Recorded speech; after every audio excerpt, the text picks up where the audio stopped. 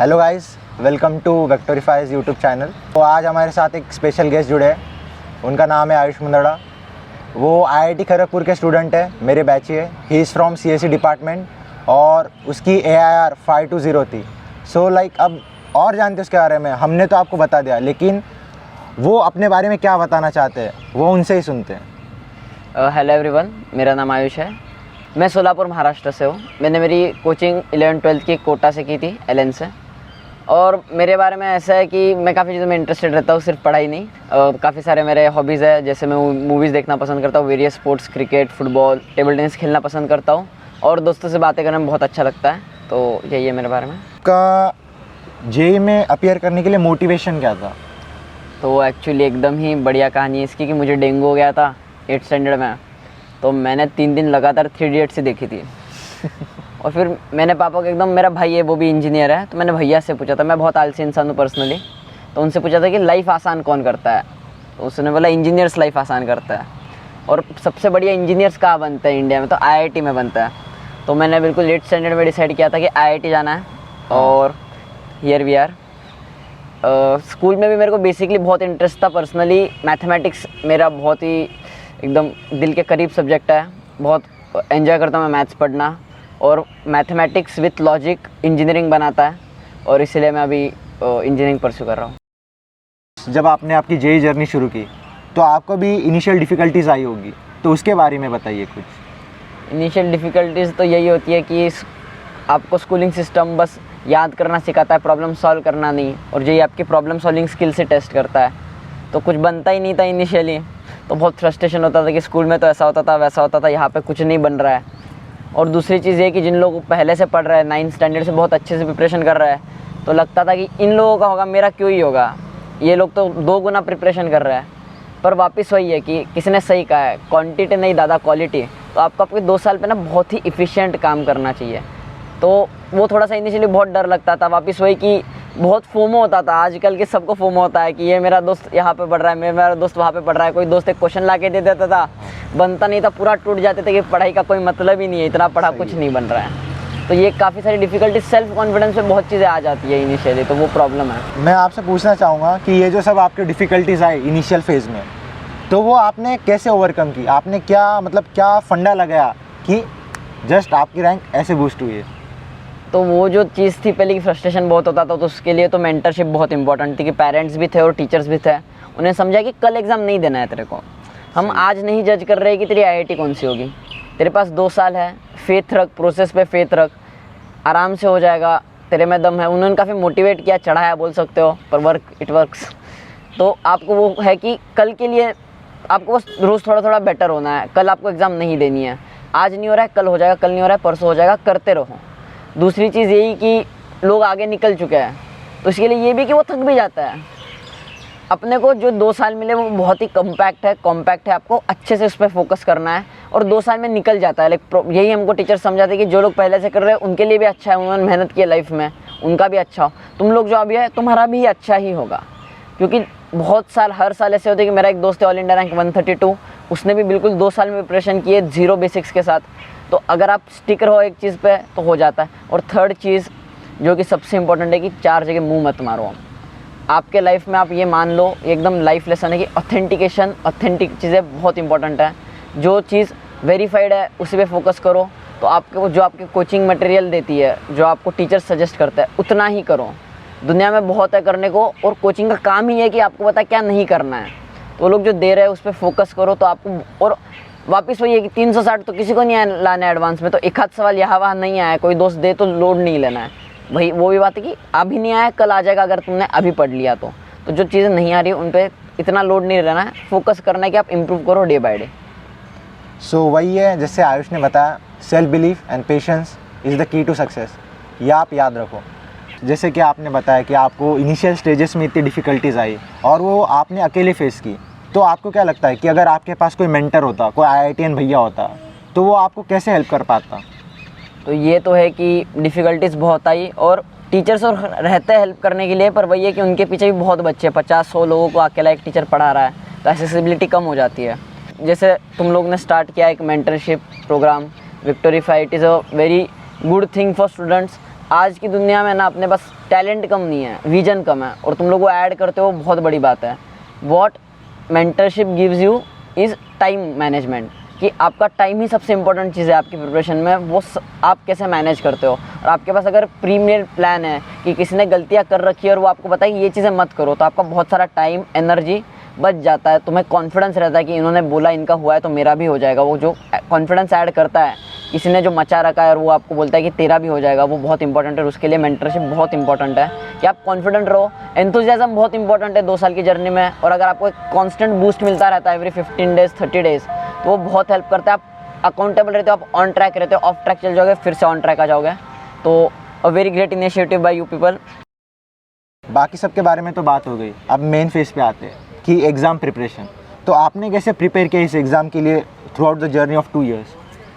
देखो, आपको अपने फिर से सेल्फ बिलीफ पे बात आती है कि कोचिंग का आपको पूरा फॉलो करना है, और पूरी प्रिपरेशन में एक बहुत जेनरिक चीज़ है कि 11th एंड पे एंजाइटी हिट कर जाती है कि 1 साल में खुद को प्रूव करना है, जिस चीज़ के लिए लगे पड़े हैं वो फेस करनी है।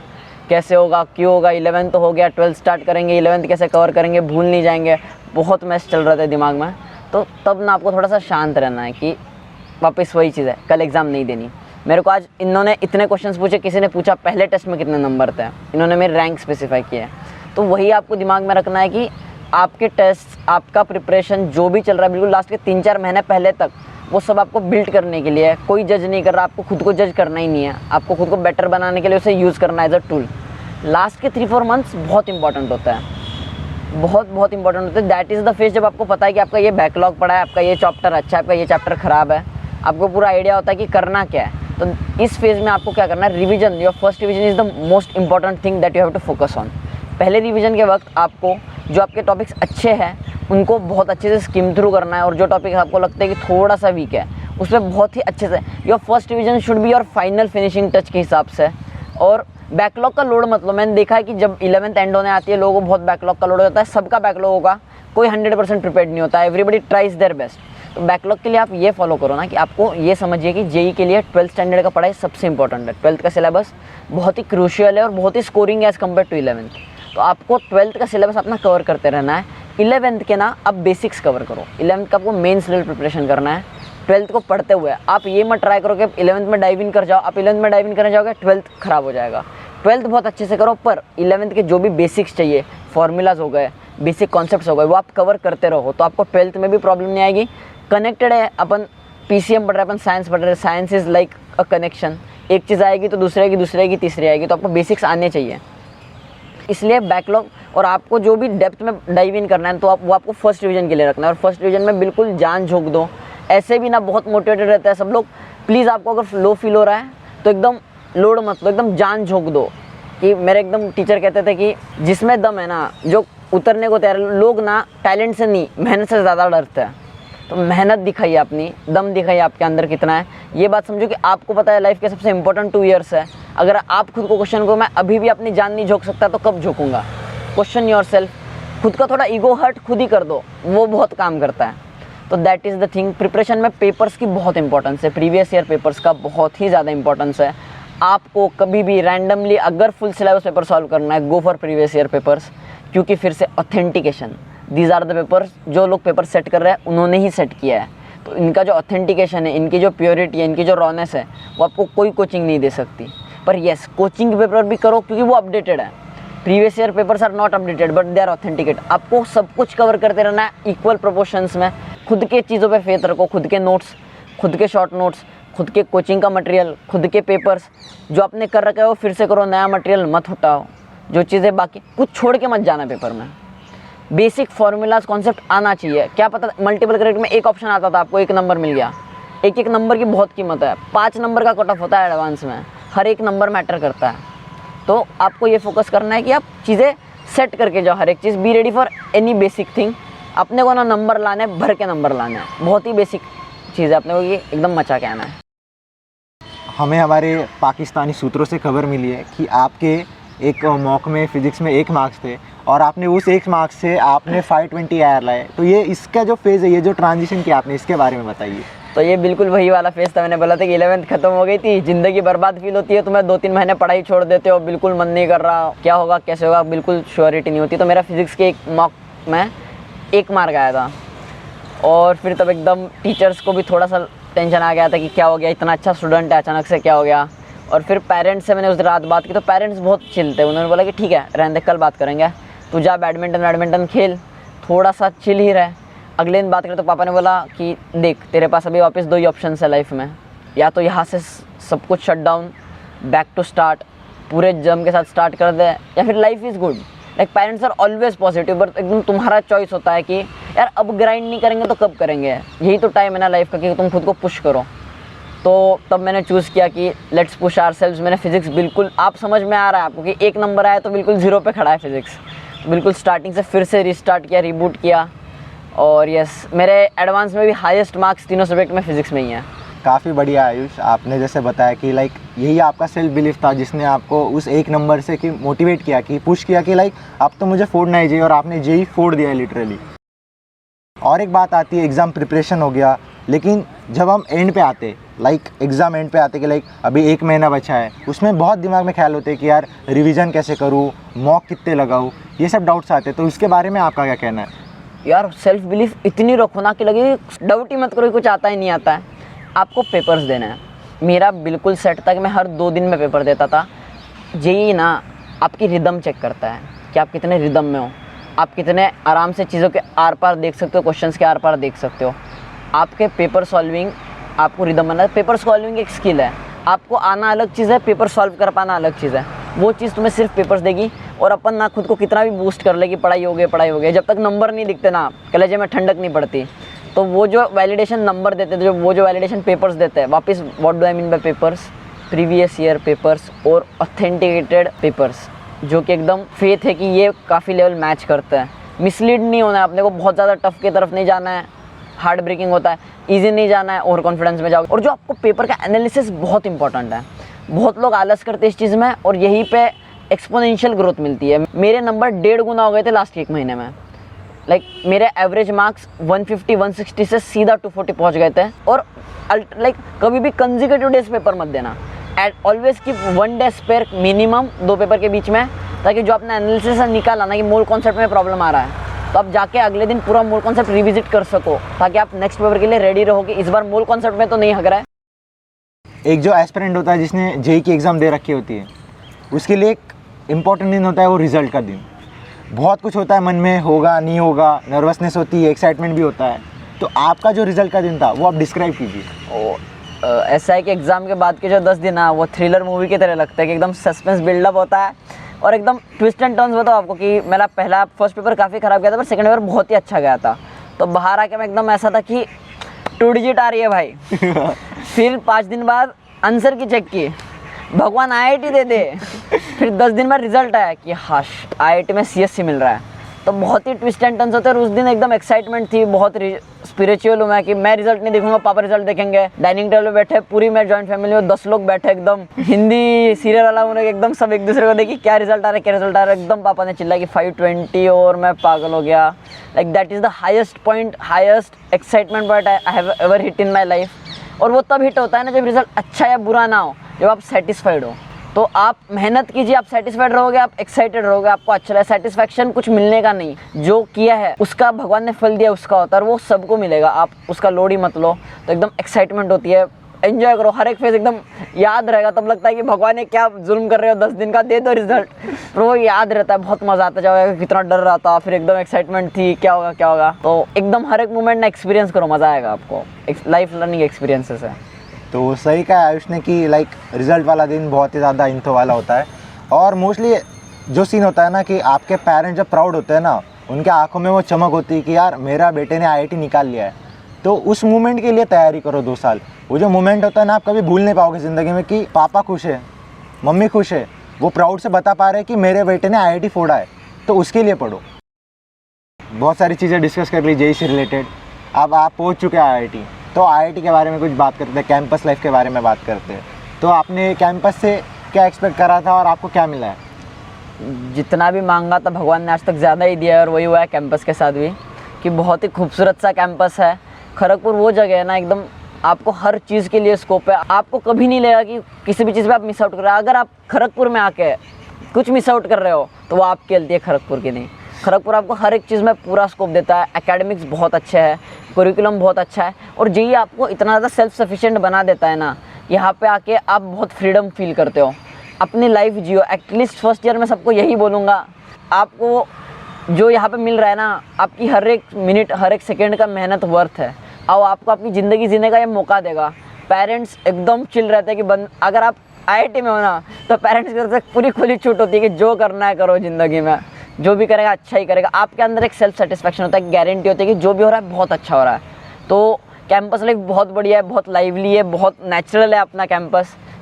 लोग जंगल कहते हैं, हम इसे जन्नत कहते हैं। आपका विजन है, बहुत ही अच्छी एक फीलिंग है, वर्थ लगता है हर एक दिन। जब भी मेन बिल्डिंग के सामने जाके खड़े होता है ना, तब वो एकदम फीलिंग आती है कि कुछ किया है लाइफ में, जो भी किया है मज़ा आ रहा है, कुछ अचीव किया है, वो वाली फीलिंग आती है, बहुत मोटिवेटेड फील रहता है। और यहाँ पे आपको बताता हूँ ना, आप पे डिपेंड करता है कि आपको कॉलेज लाइफ कैसे लगती है। आपके पास ऐसे लोग हो, ऐसे दोस्त हो, तो मज़ा आता है, हर दिन मोटिवेटेड फील होता है।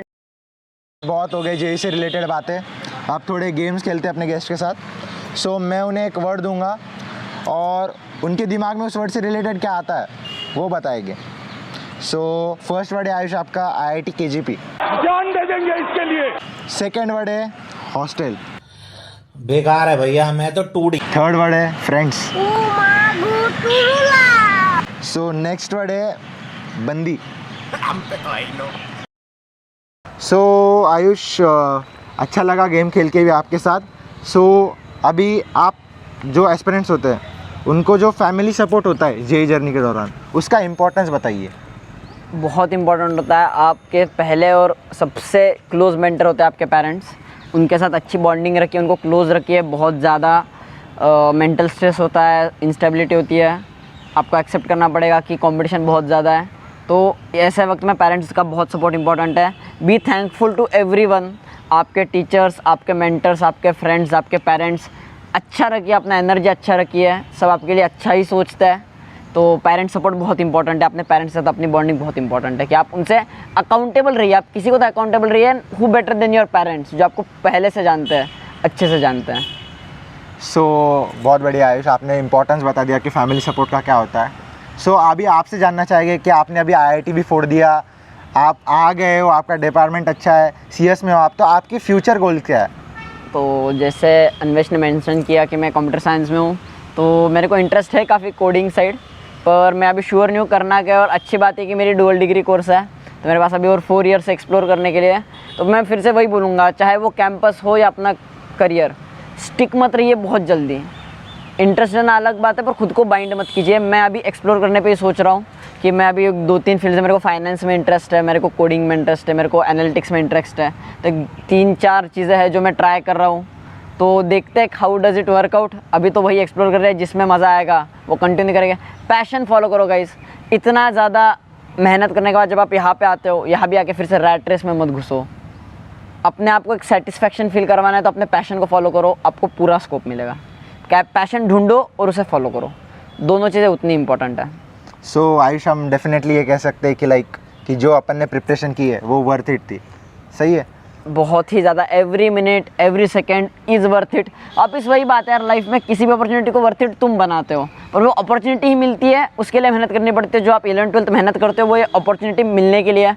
यहाँ के आपको फिर से वो एब्जॉर्ब करना पड़ेगा जो KGP तुम्हें देता है, कल्चर देता है, टेम्पो देता है। तो पर यस, जो अपॉर्चुनिटी मिलती है, it's a life time opportunity कि तुम पूरा बदल जाते हो, लाइफ बदल जाती है, तुम एज अ पर्सन पूरा बदल जाते हो। तो गाइज ग्राइंड यार, यही टाइम है, खुद को पुश करो, खुद की लिमिट्स को पुश करो। वो एकदम प्राउड फील होगा कि 17-18 साल के इंसान है अपन, बच्चे, और एकदम लाइफ में कुछ सीरियस है, खुद को पुश कर रहे हैं। It's your time guys, rocket. At the end मैं थैंकफुल हूँ वेक्टोरीफाई टीम को कि मुझे अपॉर्चुनिटी दी, और मैं उनको इस चीज़ के लिए भी थैंकफुल हूँ कि वो इतना ज़्यादा एक वेलनेस की चीज़ कर रहा है। विजन बहुत इंपॉर्टेंट है किसी के पास होना, और आप वो प्रोवाइड कर रहे हो लोगों को। This service is unbelievable. Thank you guys, you are doing a great work, go ahead.